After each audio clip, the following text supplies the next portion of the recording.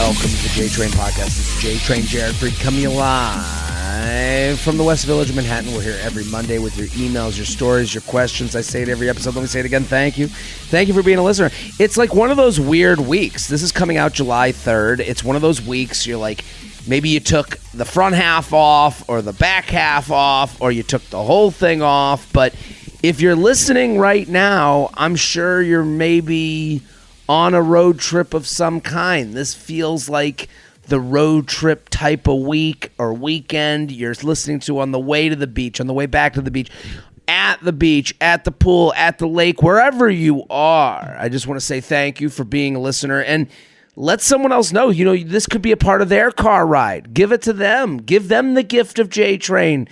Myself and my co-host, my guest that week will sing the song of sweet nothings into your ears and listen, we'll give our perspective. We'll talk about other people's problems. You get to put your brain on the shelf. And listen, if you're in Nashville, I'm there this weekend. Love Nashytown.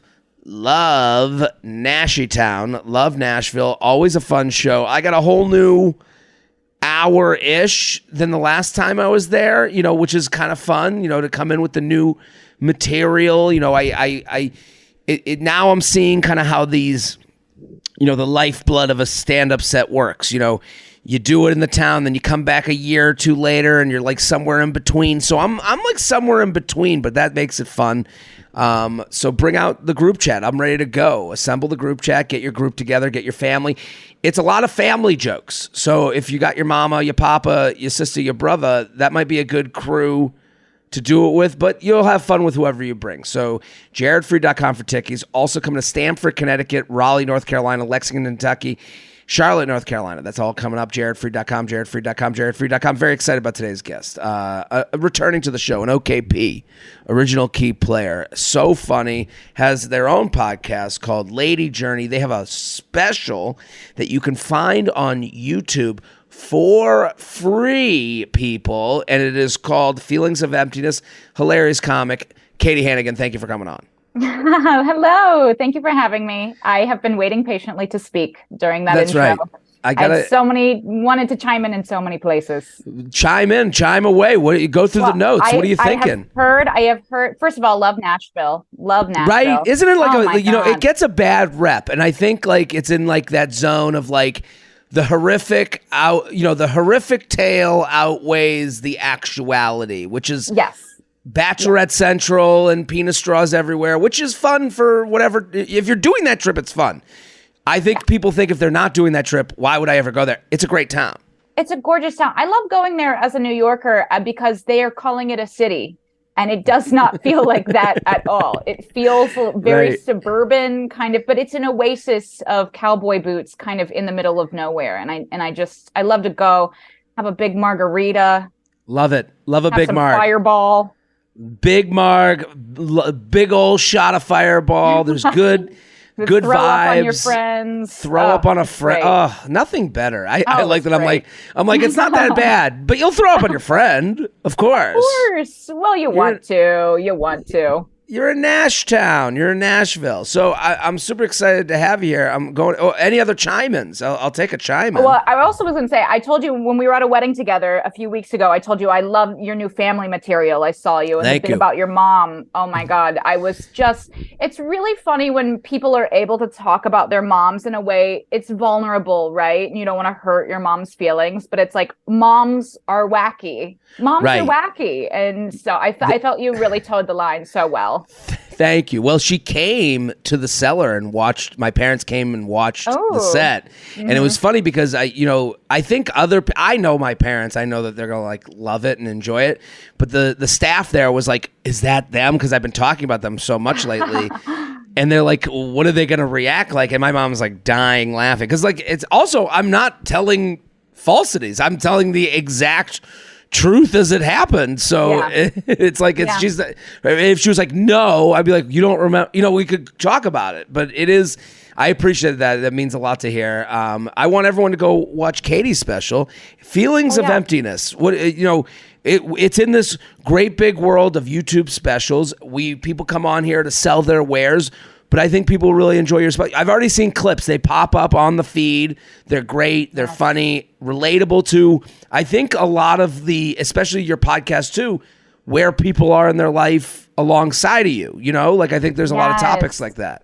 I love people that are kind of in the mid-30s, figuring out their life, women, you know, of course, but anybody who's on any type of feminine journey, you know, I don't think that's necessarily a gendered experience, but you know, people who are, you know, say you've blacked out a few times and now you're working past it, you know, it's just day to day. That's where we all are, right?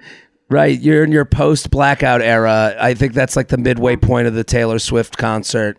Yes. One of the eras. Yeah. No, listen, everyone go follow Katie at Katie Hannigan, at Katie Hannigan Forever on Instagram, also YouTube, also Twitter. Go follow.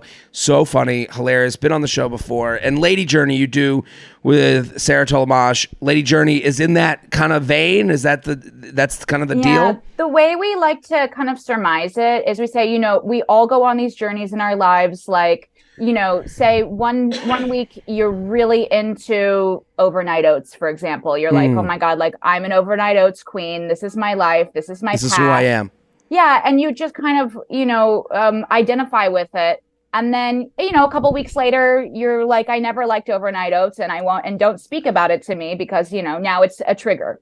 Right. So, you know, we're all kind of like, you're like, oh my God, I found the secret. No, I didn't. Now it's instant greens. Now it's this. Right. Now it's you know, whatever. I'll give on that nature. It is interesting that you like commit to something, and it's like to commit to something, you do have to give yourself like, ability to fail. So you kind of have to like tell people about it, you know, and you are excited. I remember I lost a bunch of weight just eating, like, I would have, you know, peanut butter was really a big part of my health journey. And I would eat 2 tablespoons of peanut butter, almost like it was medicine, but to like get me satiated to like the next meal of the day. And it got to the point where I was like doing it enough that people knew about it, and like, but then I was like, I think I'm done with this part of my life. I don't really want to do it anymore. But then people come up to you and they go, "Where's the peanut butter, man?" Like they have, it becomes something that they lean on when they don't have anything to talk about. It becomes like the weather, and you're like, I don't want to talk about peanut butter. I'm done with it. I'm a failure. I'm a loser. I'm a big fat piece of shit. I'm not that person anymore. Yeah. I will say I love peanut butter. I'm a big fan of the Trader Joe's creamy salted peanut butter. I never thought, I'm like, oh, peanut butter. You're in your 20s. You're like, oh God, like I'll have Nutella. Right. You get to your 30s and you're like, peanut butter. I mean, oh my God, luscious. Everyone this weekend, have a peanut butter and jelly sandwich. Oh, have one, and you will like feel, it will feel like a warm hug. I had one recently. I don't remember where it was, but I was like, what am I doing? Where have you been? It was like an old friend. It was like an old blanket that kept me comfy, cozy. I couldn't believe it. The feeling of nostalgia, item. Security. Yeah, totally. So that's a homework assignment for everyone at home. Oh yeah, treat yourself.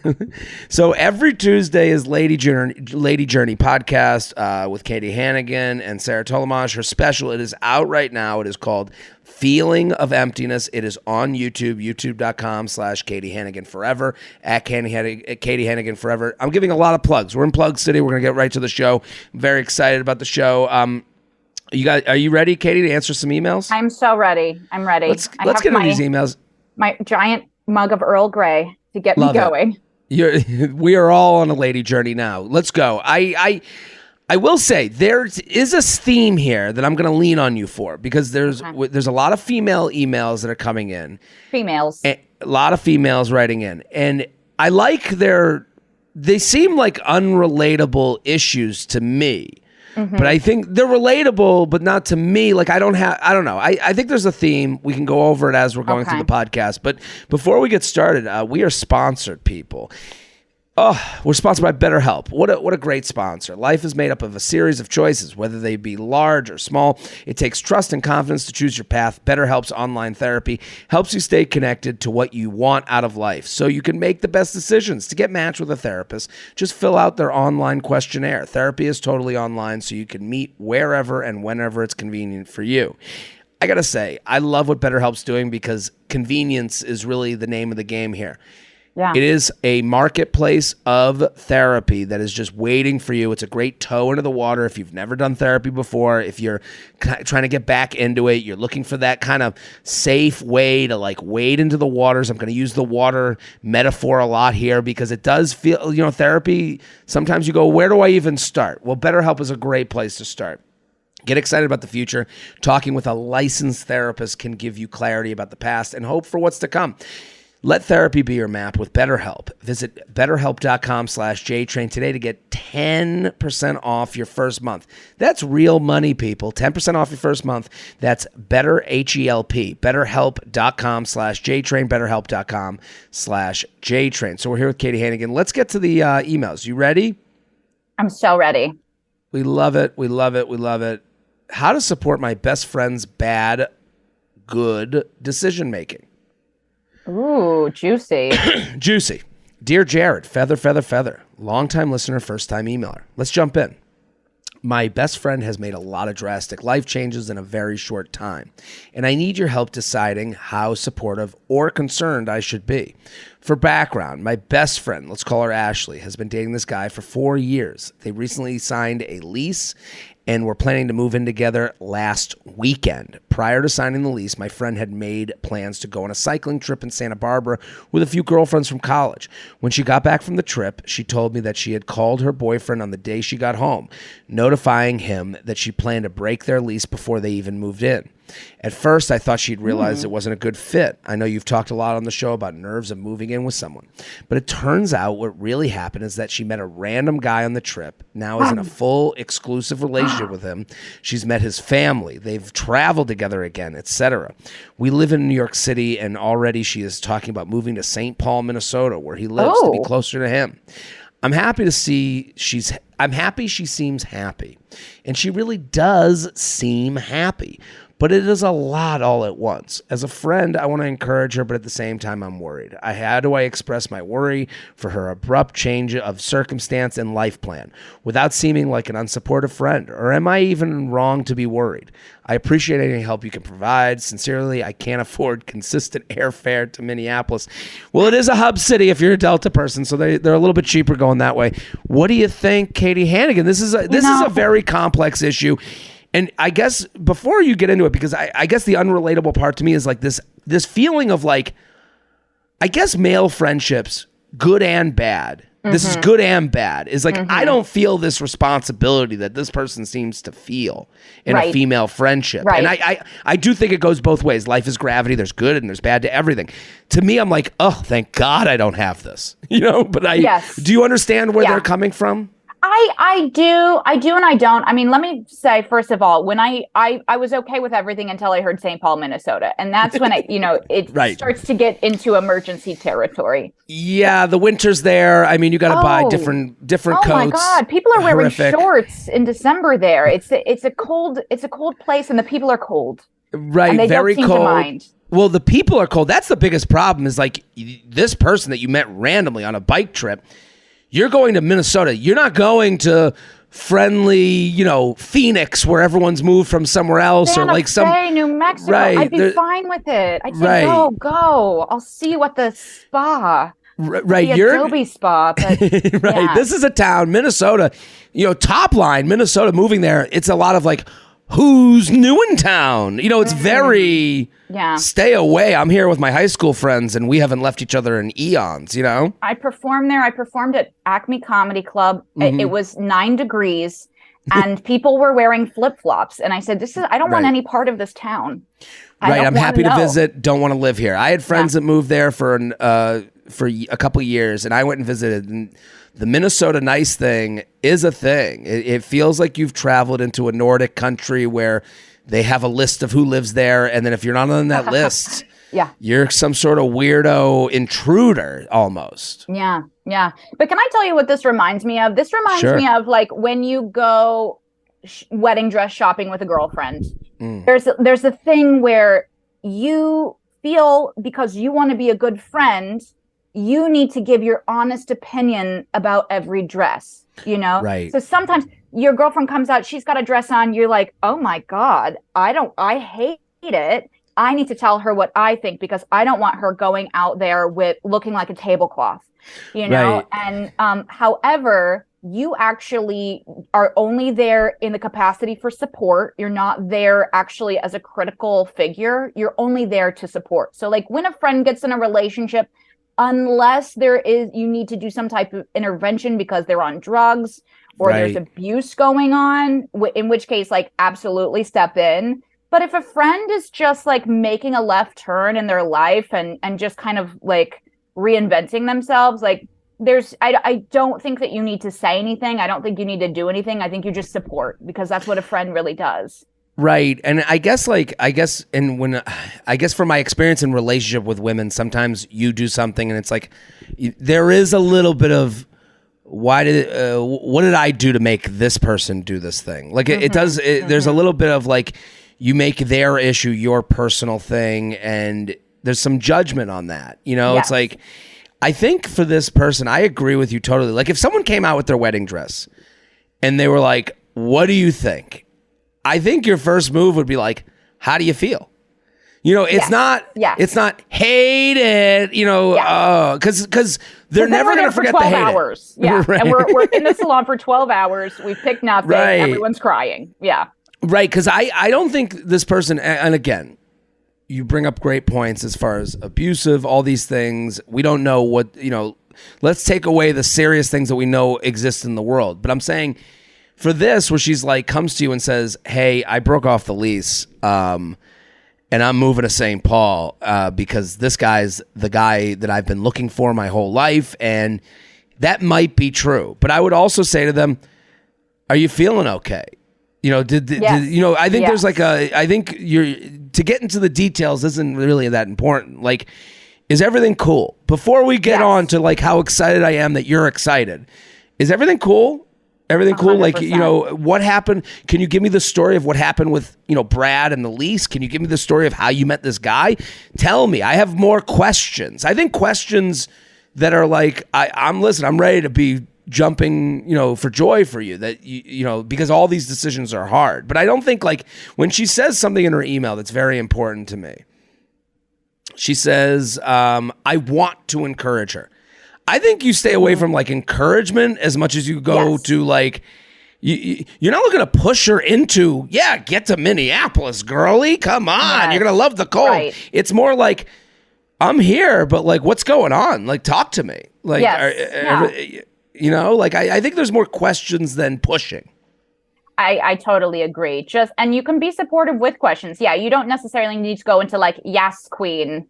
You know, you can be supportive in other ways of like, you know, just asking, feeling around, you know, like I had a girlfriend who she was dating a guy that we thought it would, oh my God, he's got a belly button ring. Like, are you okay? Is everything okay? Like, why does he have a belly button ring? He's in his 40s and it's still in there. And to me, that's a huge red flag. Right. But, you know, it's like you give it some time. Let's see. It turns out he's a great guy. And if you cut somebody off by the belly button ring, you know, you judge them and then you miss out on something special. Right. You're looking to be there for your friend generally, not specifically. Yeah. You know, like I think like you're like, I'm here, I'm cool. But like, let me start at, okay, you're dating someone with a belly button ring. Let's go over your mental state right now. You know, you went on a trip, you come back. Are you feeling okay? Like, do you know this is ridiculous? Like, that's the other thing. Like, does she know how quick this all came together? Like, or is she getting combative? Like, combative, I would go, okay, like, I'm here for you, but I'm not going to, like, argue your life. It's your life. I don't give a shit. Like, I want you to be happy, but, like, I'm not going to, like, you know, ruin, you know, my day. To convince you to be happy my way. Support from a place of non-judgment. You know, like, I noticed that Trevor has a belly button ring. When did he get that? Recently, or has he had it for years? Because those are different. There's jewels in it with his initials. How did that come to? Where did he get that? Cancun. Right. Oh, I love Cancun. I love the boardwalk. Yeah. JTrain podcast at gmail.com. JTrain podcast at gmail.com. Here with Katie Hannigan, at Katie Hannigan forever. The podcast, Lady Journey Podcast, a special Feeling of Emptiness. It's on YouTube right now. You can watch it literally tonight, which is such a cool, awesome thing. JTrain Podcast. Do I need to unfriend my husband on my Fitness Pal? Okay, I love it. I can't wait for this. Jared and guests, I've used the app MyFitnessPal on and off over a decade. I grew up with an almond mom who took me to Weight Watchers when I was 14, and I'm all too familiar with points and calorie counting. Over the years, I've learned that this app is only effective if you're honest. Oh, the calorie counting app is only... we know. Right. They should have a function in the app where it's just two eyes like side-eyeing you. You know, it's just, you had one chicken nugget. Right. One chicken nugget at McDonald's. Do they come in orders of one?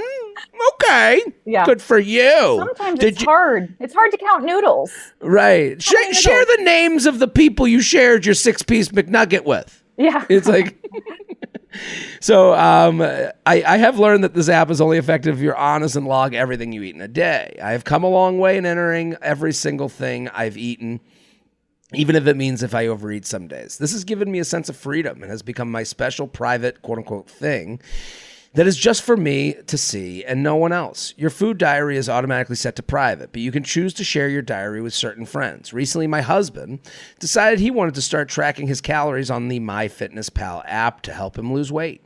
For context, I am a 33-year-old female. My husband is also 33, and we have been married for 5 months. We both work from home and eat almost all meals together. So he thought it would be a great idea to have me share my food diary with him so he is able to copy and paste the same meals to his food diary. I see where this is going. Yeah. As a result of this, I have found myself tracking less and less because truthfully, I don't want him to know I'm eating M&Ms in bed while he's laying on the couch watching TV. I do not think he would say anything negative, nor has he ever. But I simply don't like sharing this because it's my quote-unquote thing. On the other hand, I can see how it is helpful for him, but I now find myself annoyed when he makes comments like, I have 900 calories left when it's only noon. By no means am I trying to gatekeep calorie counting. I just don't want to have to talk about it all the time. I thought about telling him that it bothers me, but it sounds like an absolutely ridiculous conversation when I play it out in my head. Do I let this go or do I need to unfriend my husband on MyFitnessPal? Sincerely, M&M's in bed. What do you think, Katie Hannigan? If this was me, I think it's important to keep some stuff private in a relationship. Right. It's like, we don't need to be like farting in front of each other every night. Sometimes it's okay to get up and go to the other room and let a couple farts out. And then, you say, don't go in there. It's scary. Right. and he doesn't need to know. If it was me, the room is haunted with farts. Yeah, stay out. Yeah, what's that smell? Something bad happened. But I would unshare.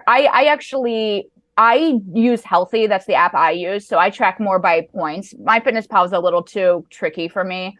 Okay. But I don't want to share that with anybody because we all have days where it's like, maybe you're on your period or something. You want to eat like 17 dates. It's like, that shouldn't be anybody's business but yours. And especially if he's commenting about it, like, I would just say unshare because that's going to stop. He's commenting thinking like, I'm talking about a shared interest. Meanwhile, it's triggering you and your issues that you have. I mean, we all have food issues. And it's like, let's just get it out of the way. I'm laughing at the idea of 17 dates being your like unhealthy day. Like mine's 17 slices of pizza. But I mean, we are all allowed 17 dates. I'd be like, wow, I'm really doing it. I'm a healthy fucking horse. Well, it's a lot of points. That's like all of your points in a day, I will tell you. But I'm a date queen. I love dates. I order them online. I get the big fresh box from California. Oh, all those date queens. Follow Katie Hannigan for all the date stuff you want. Listen, first of all, there's nothing more defeating than a calorie app track or a calorie tracker because you'll go, oh, I'll have one bagel. And they're like, well, there goes your day. But listen, it keeps you on. Here's the thing. Let me start with validating this emailer. Yeah. It is not ridiculous at all that this bothers you. This is bothersome. I know it's their husband, sickness and health, all that bullshit. No. They're kind of, and listen, I know your husband, I'm sure you love and all this stuff. But what they're doing is annoying.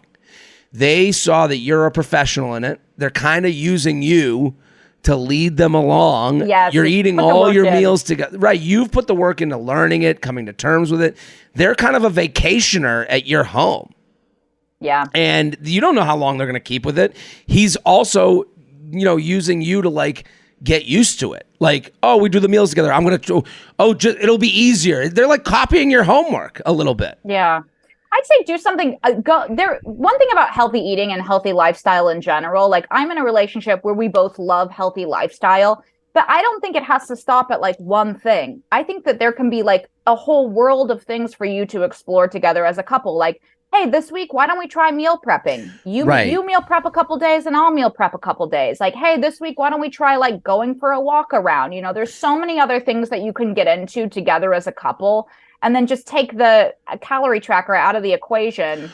Well, but still be on that journey together. That's the most annoying part to me. They saw something they were already doing and they were like, oh, I'll just like hop on their back and use them to like, because you even said this app isn't simple. It's so they're like, they're going, well, we eat all our meals together. Okay. And now they're going, I'm at 900. It's like, yeah, you didn't go through the mental anguish it was to put in those numbers. Like putting in the number on your own, not lying. Like these are all things that he's not even doing. If I'm being honest, and I'm suspicious that he's not eating the same portions as she is, and he's claiming that he has the same number of calories left. And it's like, well, you really have to be specific about the portions with that app. He's a liar and he's cheating on you. Divorce him. Get out now. And he lives in Minneapolis. I knew it. So, I would actually invite him in. I'd turn the lights down low. I would have him in, candle burning, and I'd say, hey, can you sit down? I have to talk to you about something. And then sit him down and go, I think we have to break up. And he'll be like, what? And then you go, the calorie app. And now it'll be such an easier conversation because he'll be like, oh, I thought you were ending our marriage. Yeah. Oh, it's just, and then he'll go, fine, fuck it. Like it'll make it easier. I think that's a great way to go about it. But I also just want to make sure this person knows, like, you're not wrong. I totally understand this. You're not wrong. When they say they walk through the conversation and they feel ridiculous, I don't think it's a ridiculous conversation at all. Hey, this is my way of dealing with food in the way that I have to deal with food. You and I talking about this every day on a daily basis is really becoming too much for me. Like I deal, and listen, I understand this as someone who deals with food. You go, I don't want every conversation to be about where's the peanut butter, as I said in the beginning. Yeah. So it's like, I want us to have our relationship outside of this. This is my way of dealing with something that's hard for me. And you've kind of co-opted it a little bit. And I just want to like get you out of here, do your own app, but I can't be attached to you on this anymore. Yeah. That's as simple as that. Go on your own journey, your own weight loss journey. JTrainPodcast@gmail.com, JTrainPodcast@gmail.com. Summertime is the season to throw parties. And when you're throwing a party, you need an amazing bottle of wine. I love the sponsor. It is newish. They've done the podcast before, but I just think it's perfect for the audience. It's perfect for what we all like. It's called First Leaf, and they have you covered. Ooh. First Leaf is America's most personalized wine company. It takes the stress and worry out of picking the perfect bottle of wine. Getting started is easy. Take a quiz about your preferences, and their expert team will pick a selection of wines just for you. Your personalized collection will show up at your door in just a few days. Here's what I love about this. We all want like a wine adventure, but none of us have the confidence to be like, I know anything about wine. So what this is going to do, it's going to hold your hand through the wine choosing process. It's going to give you some that you're going to like. It's going to give you some that you're not going to like. And then you're going to go, and then the more you do it, the more you kind of go towards this like sonar, boop, boop, boop, boop, boop, of the wine that you get to talk about and feel is your own. And I love that. Give a bottle away as a quick gift for any occasion, or pop one open at home to celebrate the easiest wine purchasing experience you've ever had. So it's personalized. It's made for you. The more you do it, the better it gets for you. To make sure you've got great wine when you want this summer, you got to try First Leaf. Just head over to tryfirstleaf.com/JTrain. That's tryfirstleaf.com/JTrain to sign up, and you'll get your first 6 hand-curated bottles for just $44.95. Wow. People, When else are you going to walk through the store with someone? They're going to give you a whole tutorial for $44.95 and walk out with 6 bottles. You're just not.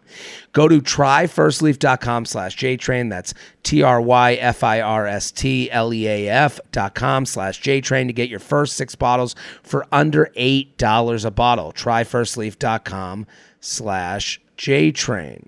Here with Katie Hannigan at Katie Hannigan forever. Let's go to this one. Okay. Napa or bust? I love this question. Again, we're in this like friend conundrum, lady friend. You're here from the Lady Journey podcast. This is perfect, I think, for connection to your podcast as well. Yes. Jared and hilarious guest, a very good longtime friend of mine, Megan, has a big birthday coming up and wants to do a fun gals trip to celebrate. So great. Oh. She's been percolating on it for a long time and has landed on a week-long vacation to California wine country in the fall. Fun.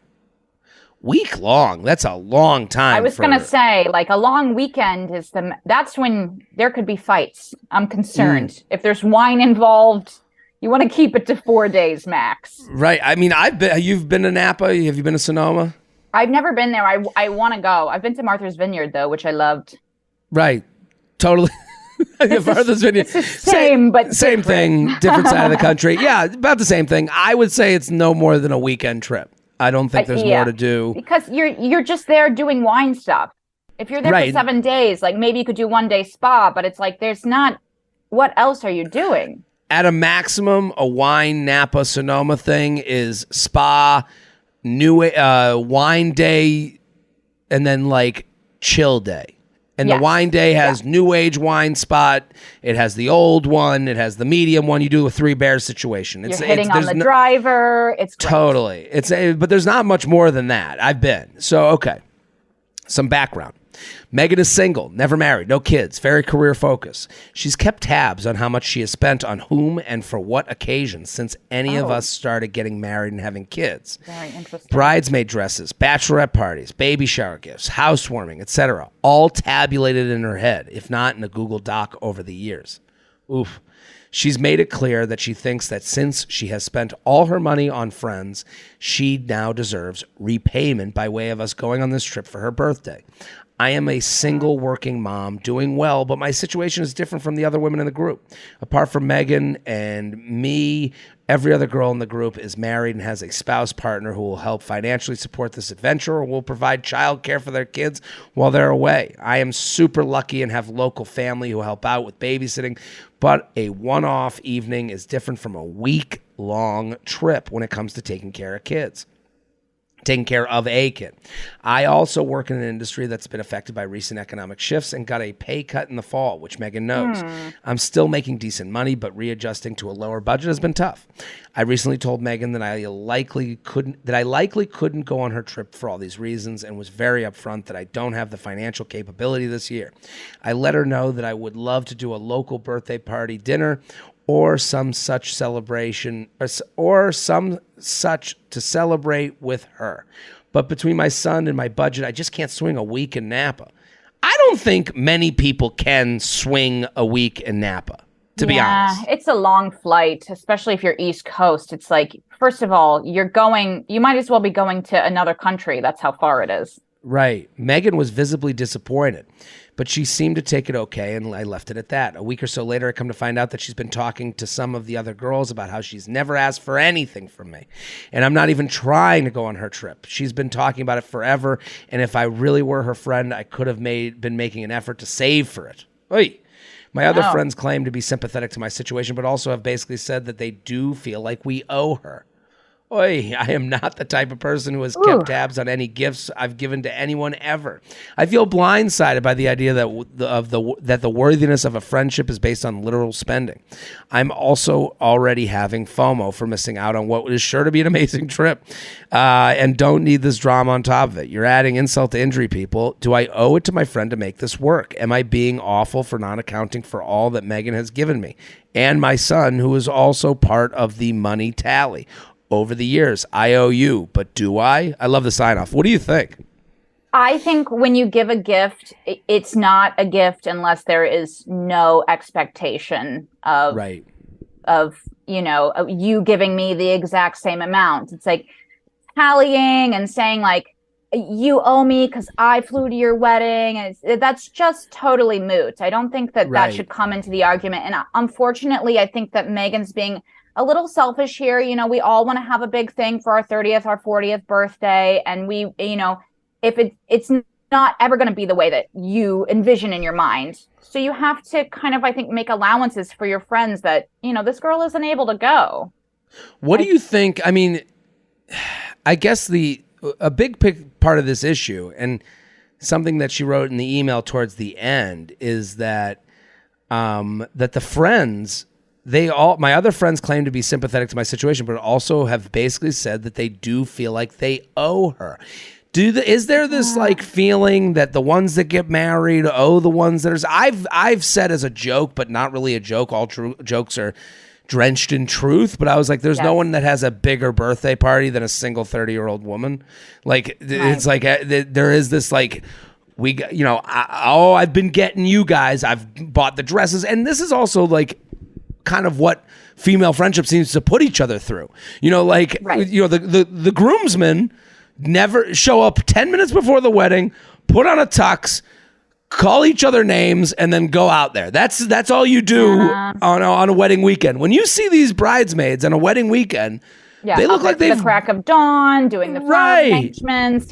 I think there's something tricky because female friendship has much fuzzier boundaries than male friendship. Where it's like, I was in your wedding. We've all of us girls have I think done this experience where it's like, you spend thousands and thousands of dollars going for the bachelorette party, going for the bridal shower, flying to the wedding, then giving a gift on top of that. And, you do not have to do that. You can only do what, and so if you're making the choice to do that, you have to do it from a place of, okay, like I'm doing this because I want to be there for my friend, not because I feel that it's an obligation. Like I was invited to a bachelorette party. I'm like laughing thinking of this even. It was like a Vegas weekend and the email was like, we know everyone's on a tight budget, so we're going to do our best to keep the weekend under 3,000, but everyone gets their own plane tickets. So I was like, won't be going. Will not be attending. Goodbye. Well, it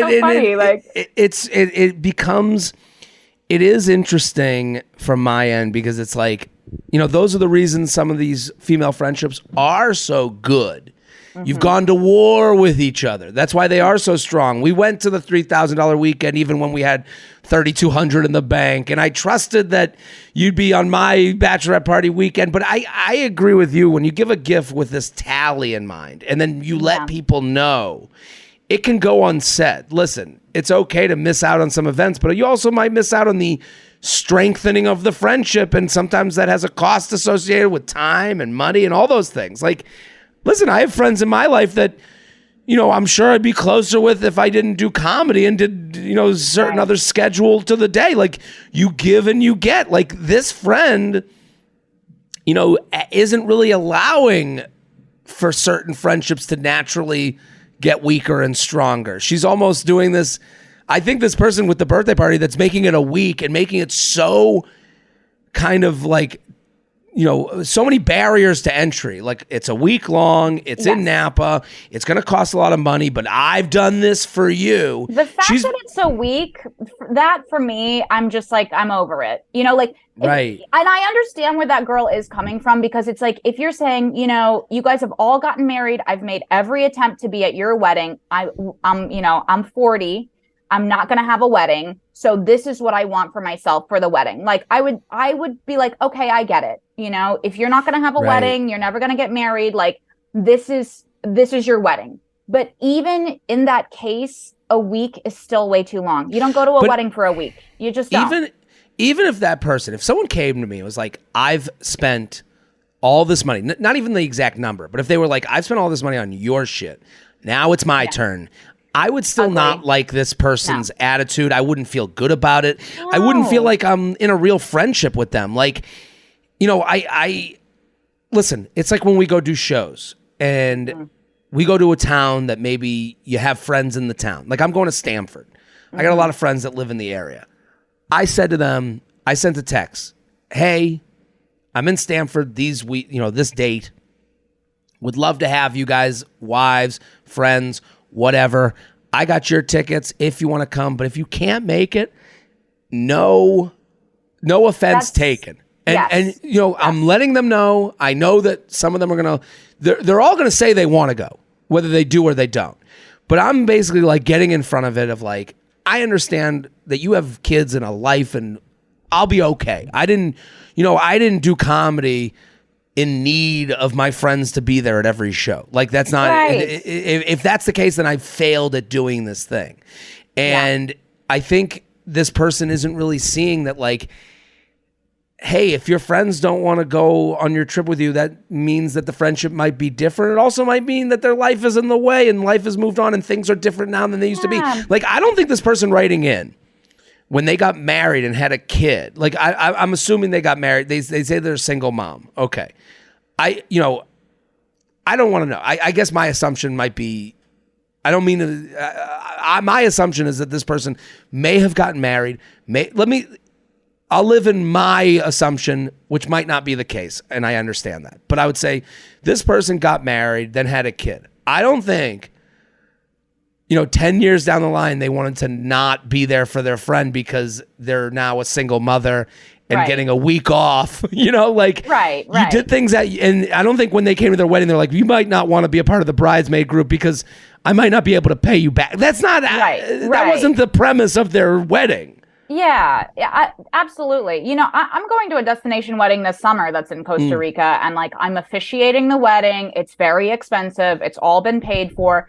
I had something come up where I was like, final callback, and I would have had to miss the wedding. So I called my friend, like the first person I called. I'm like, don't panic, Right. But this is a situation. She was like, we'll work it out. Out. Because like, she's not going to throw away the friendship over, a huge work opportunity, which I ended up not getting. So I am going to Costa Rica, but, everything worked out. Congratulations, right? Yeah. But, that made me appreciate her so much because I know that she didn't want to put me in an uncomfortable situation by having to choose like money for the rest of the year over being there for her as a friend. That's a true friend. And I think this person has lost vision of what friendship is when they say it would be a totally different email. I would have a totally different opinion if this woman wrote in and was like, so my friend wants to do a weekend trip. I don't got the time. I'm a single mother. She's been at all our marriages, all our weddings. I won't even talk to her about it. I'm just going to say I'm out. Like, that's a different story. Yeah. There's got to be some negotiation with friendships. They have to understand that you have your own life, that life has moved on. If she had called and been like, hey, or sent an email, you're my 10 best friends. I really want to do like a big thing for my 30th, without saying, I was at your wedding. I spent $3,000 to go do your shit. If she just said, 30 years old, it's coming up in 6 months. Here are the 10 places I'd like to go to. If you want to join, let me know. If you can't, and here's the weekend I'm doing it. If you can't make it, no offense taken. If you can, I'm ready to have a blast with you. That takes a person to go, some of these friends who come, I will appreciate them to the end of the earth. The ones that don't, I still think they're my friends, but our friendship might be changing because it might be, this might not be the first time they bail on my thing too. And that's something to be assessed later. Absolutely. And, I have to say, like, the drama that is occurring months before the Napa week, it gives me concern that like the week itself could be a shit. Once you get wine involved, I mean, day 3, day 4, when you have a day 4 wine hangover. How about day 4? You're like, I'm a little hungover. I don't think I'm going to make it on the fun run for your birthday. And they're like, I came to your spin class the morning of your wedding 10 years ago. How could you? Like, when does this end? When does the tab get paid? At what point? Is it mathematical? Is it feelings? That's where I would be like, what do I live? Am I an indentured servant to you? Because you were a bridesmaid at my wedding? When does this end? When do you get paid off? Yeah, when does soul debt, Right. Just you own my life now. Right. You made a deal with the mob to have someone, carry your veil? Get out of here. JTrain podcast at gmail.com. JTrain podcast at gmail.com. Here with Katie Hannigan at Katie Hannigan forever. Go follow. So funny.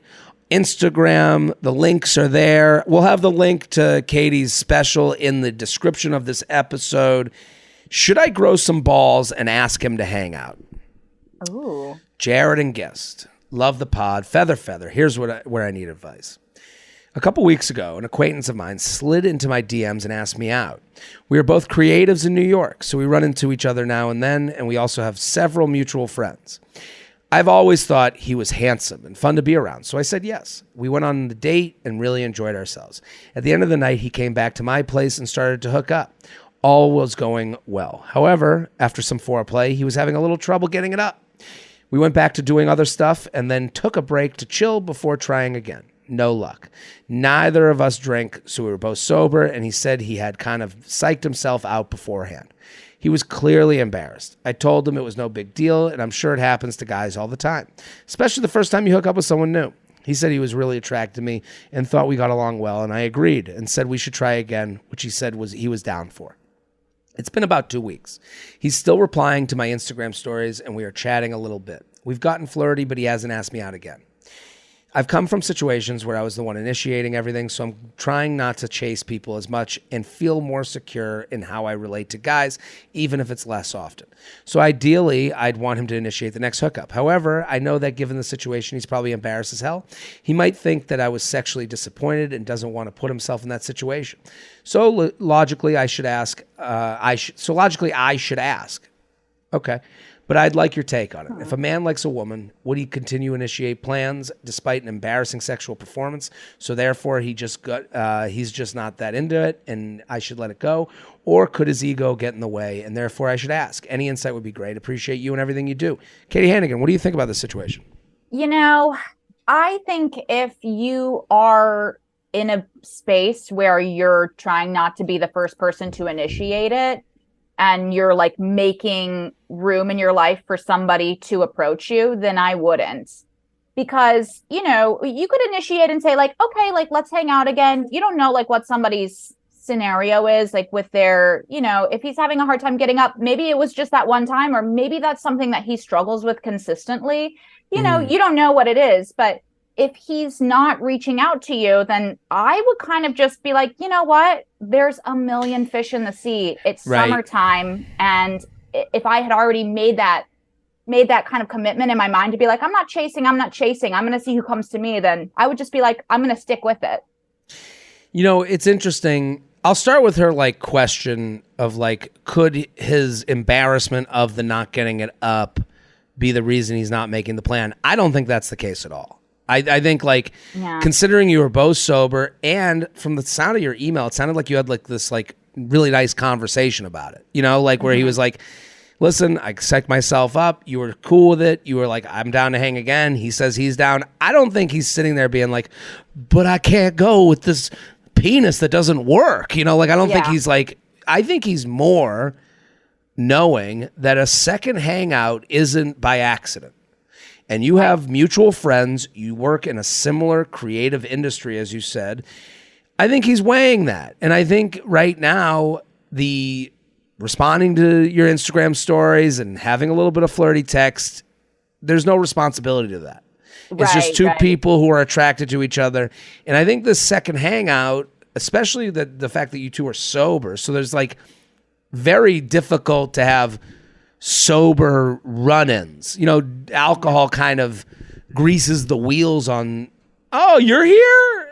Right. 2 a.m.? What's going on? Funny to you here. I guess we're going to hang out, and that kind of makes everything a little easier and takes less pressure. Because here's the thing about a not working penis. Trust makes a penis work. So this person writing in is actually the solution to his penis problem. I think and she even said it, the more, the first time with someone is a little bit tough. And that I would say of all the things, a penis is it does fret on a first interaction. So it's a little. It's like your right. It's like your pet. You know, they meet the first time. Do I know this person? What's the deal? Then you pet the dog, and you're like, oh, okay, they're pretty cool. And now the dog is playing with them all the time. You know, I do think. So I think I understand what you're saying. It's like, hey, I'm here. The problem I think with just like move on from it is he's not going away. He's still responding to Instagram. He's still having these flirty texts. And I can understand where she's like, is this going to happen or is this not? This is taking up time from me, even when I'm being nice to someone because I'm just being nice to someone. I can understand where she can't just be a dick to him because, again, they share friends. They share, there's friends. Yeah. I mean, I will say, though, you're right. It does seem like sometimes guys, when they're not looking for something serious, they will kind of like orbit or like present themselves in a very casual way, looking for like a hookup if it's available to them to happen in a way that's accidental. So then they can be like, oh, well, I wasn't looking for anything serious. It's like maybe he does like you. Maybe he does want to have sex with you. He wants to see you again, but maybe he's not looking for a relationship. And I think I always found that kind of to be shitty, for guys to be ultimately they're not being honest about what their true intentions are. Right. But it's hard. I mean, I guess in his defense, the hardest thing to say to a woman is like, I'd really like to hang out with you all day and be intimate and be physical with you and also not marry you ever. Yeah. True. True. So I do agree with you. He's being cagey is where, and I think if I were her, so we can only take care of the emailer. We can't take care of him. Yeah. I think if I were her, I would send him a text like, hey, I'm having a great time being flirty with you. I had a great time with you the other night. I'm leaving the ball in your court. If you'd like to hang out, you know where I am. If not, I kind of have to pull away from the flirty stuff because I might get ahead of myself. I think vulnerability will produce vulnerability or get him to go away. He has to know there's consequences. Right now, there's no consequence. Right now, it's, we just DM sometimes. That's great advice. Right? I wish I had that when I was dating because I feel like this happened to me many times and I would just kind of drop off. I would just kind of be aloof because, I'd be like, I see what's happening and, I'm good.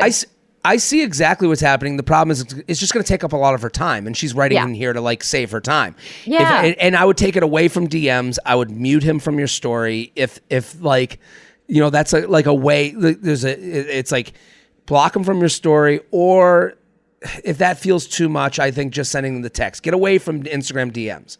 I think, hey, like the next time he flirts with you over DM, I would go straight to text. Hey, wanted to get in touch with you here. It kind of feels like we're in this like no man's land that I don't really like. You have my number. If you want to make a plan, the ball is in your court. If not, that's okay too, but I need to like create some space here for me. And then he's speaking to me. Absolutely. Because then, if he's not going to make the move, then you open yourself up to, like I said, summertime, like people are out there horny. It's time. Like you don't have time to waste. You don't have time to waste. Everyone's rubbing against trees, just getting off. Yeah, it's crazy out there. Getting going. JTrain Podcast at gmail.com. JTrain Podcast at gmail.com. Here with Katie Hannigan at Katie Hannigan Forever. Go follow. Hilarious. The podcast, Lady Journey Podcast. The special, Feelings of Emptiness. It's also an album, so you can go listen to it. You can watch it on YouTube. What an awesome opportunity for people. Because sometimes, summertime, there's just less out there. There's less content. Yeah. Special is waiting for you to laugh. Sarcasm is Dead. Let's do one more. You ready? Okay. It's called Sarcasm is Dead. Jared, love the show. I'll get right to it. I'm an extremely sarcastic person, and people who know me are well aware of this.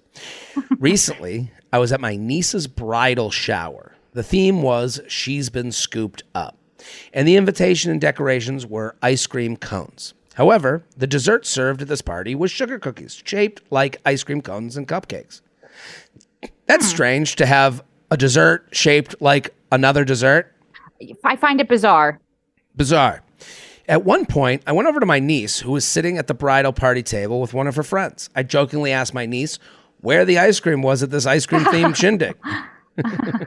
And her friend gave me the sarcastic response of it being at the store. Oh, I like the friend. It's at the store. Why don't you walk over there and get it? Yeah. Yeah. Okay. We had a brief conversation after that, and nothing seemed wrong. 2 days later, I get a text from her saying, "Thank you for coming to the shower and for the gifts. I am texting you to ask that you keep any rude comments to yourself in the future. I did not appreciate your comments towards my friends at the shower. I did not appreciate your comments towards me and my friends at the shower.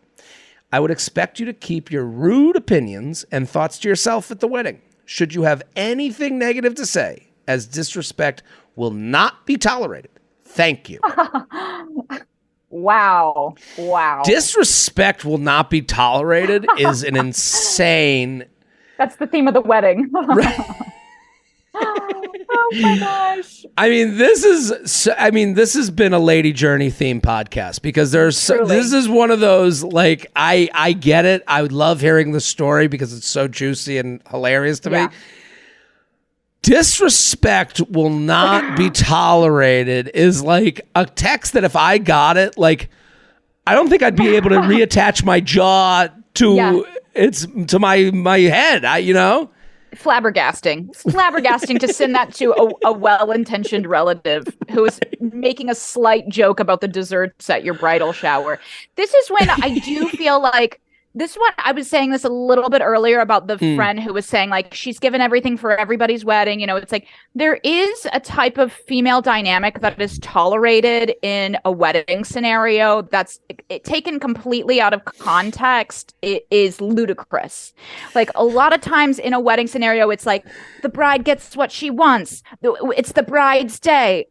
We have a queen amongst us. We are her maids and she is our queen. And, it's like that's what the show Bridezilla is about. And I think we've all experienced this where we're like, okay, well, she's flipping out, but she's the bride, and it's easier to kind of like give in and just say like, well, I don't want to ruin her day. But I think it's actually truly out of control. It's like do you think Madonna's normal because people are like power checking around her? She's out of her mind because everyone's like, Madonna, that's a great idea. You're the queen. And it happens in a microcosm scale during a wedding event. When you text, you're totally right. When you text the words, disrespect will not be tolerated, and you think someone else should listen to you, you've bought the hype. You've bought these are my maids, this is my day, I shall not be questioned. This emailer writes, "Now, I did not actually speak to her friend. I was speaking directly to my niece, and one of her friends just happened to be sitting nearby. My niece is almost 24 years old, so she knows me well enough to know that I was only kidding about it. I have also known this friend of hers for years, although we don't know each other well. My niece decided that one of her New Year's resolutions was to not let people be rude or disrespectful to her." Oh, what a horrible New Year's resolution that also goes with the text. I'll be rude first. I had a woman message me. I just did a show in DC. We did a live You Up podcast, and she messaged me, "Give a shout. I just got married 2 weeks ago. Give a shout out to me and my husband." And I wanted to at the show, here's our names, and then told me how to pronounce their names. I wanted to write back, the wedding's over. Yes. It's time. Have a kid and disappear off the face of the earth. I don't need, we're done with shout outs. You had your moment. You don't need, we're 2 weeks past the wedding. You want to show, you're just another person at this point. You're not, congratulations, sure, but what? Yeah. I think that's why you see too. It's like we have all of these things like the bridal shower, the bachelorette party, the wedding, the baby shower, the gender reveal, the baby's birth. It's like, because I think it actually, I'm going a little deep here, but it's institutionalized misogyny where it's like, because women, we don't have like I always say, I kind of don't care about getting married because I've had my album recording, I've had my Tonight Show taping, I've had all of these amazing things where people came out for me and celebrated me and I was the center of attention. And I think for some women who maybe don't choose a career, this is their moment to be celebrated, and it's hard to let that go. Listen, as comedians, just genderless, comedians, it does feel a little ridiculous to be celebrated in any other context because we put so much out there and ask for so much in another way. I do agree. I completely agree with you. It's like, and I do think people say, and again, this is payback. This is back to the friend.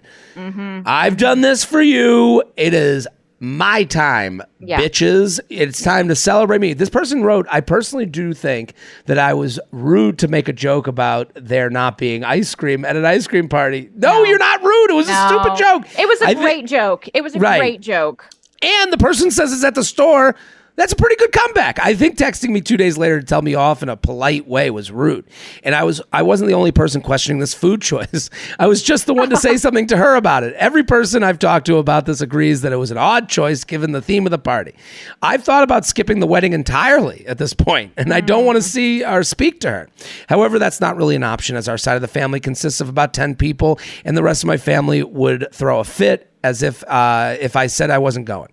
Do you think that I was in the wrong for joking with a family member about this? Was I rude and just don't know it? What's your opinion on this? Signed, I'm the sassy aunt. What do you think? I think that sassy aunt, you are beautiful. Stay the same. I actually would not even bring this up because I think it would spiral into more of a confrontation. Maybe in a few years, like strike when the iron is cold. Maybe after the wedding, you could say, it really hurt me. I was just making a joke and I felt that you were not seeing me and you were kind of overreacting, actually. Right. I think you can bring it to her attention then, but I wouldn't even bring it up anytime before the wedding. I would go to the wedding, enjoy yourself, get drunk at the open bar, stay in a safe space with the people that are not going to judge your sense of humor. I'm with you. I do think she has to acknowledge that she wrote it in her email. I'm an extremely sarcastic person, and people who know me are well aware of this. I will say to her, her reputation preceded her. It didn't matter how light the joke was. She's the piece of shit who makes jokes. That's the thing. So we know this. If you're a comedian and you walk in somewhere, someone goes, you make any light humor, there's the biggest asshole in the world goes, oh, is that jokes you tell on stage? Like, you can't even have, we as comedians, there are some people where they take it as offensive that we even do what we do, and take it as a personal attack. So if you make a joke at a wedding, you best not fucking miss. And so we revert back. We kind of close off. I don't get involved in the game.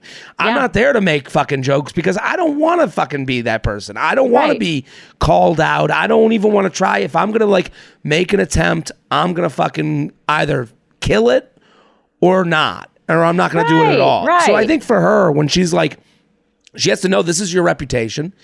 You tried to be yourself. This person is diseased. They are clinically diseased by being a bride. Fine. It is a medical condition. She's out of her mind. She's out of her mind. She couldn't separate small dig from big dig from sarcastic dig maker. That's the problem, because you're the dig maker. You make the digs. They were like, I will not have it.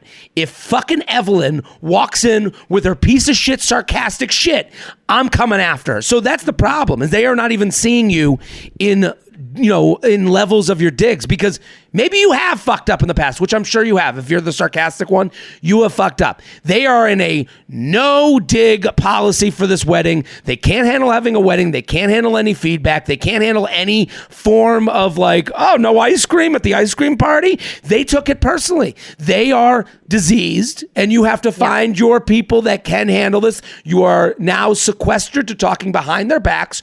Like Katie said, have fun at the wedding. Find your people. Do not speak to these people. Go have fun. I would even apologize. Sorry, I missed the tone of the room. The tone of the room sucks. The tone of the room sucks. That's okay. These people suck. You shall not play with them. When I hear someone doesn't want to be joked with, fine, I won't play with you at all. I make jokes with people I like. I roast people I have fun with. I don't roast people who get too mad and don't see the difference between jokes. I give up. I fall out. Right. I think she's got to peace be with you. I guess this ain't the place to play. Goodbye. Good luck with your boring fucking wedding. Without disrespect. Right. Whatsoever. There shall be no disrespect at my wedding. Okay. There'll be no me having fun at your wedding. I'll be drinking in the corner, having my own fun. JTrain podcast at gmail.com. JTrain podcast at gmail.com. Katie Hannigan, thank you so much. Oh my gosh, this was amazing. Thank you for having me. So much fun. Everyone go follow Katie at Katie Hannigan Forever. Lady Journey podcast. It's every Tuesday. The special, youtube.com/Katie Hannigan Forever. It's called Feeling of Emptiness. I'm Jared Freed. We're here every Monday with your emails, your stories, your questions. Keep sending your emails. Enjoy your 4th of July. Stay safe. Back next week. Boom.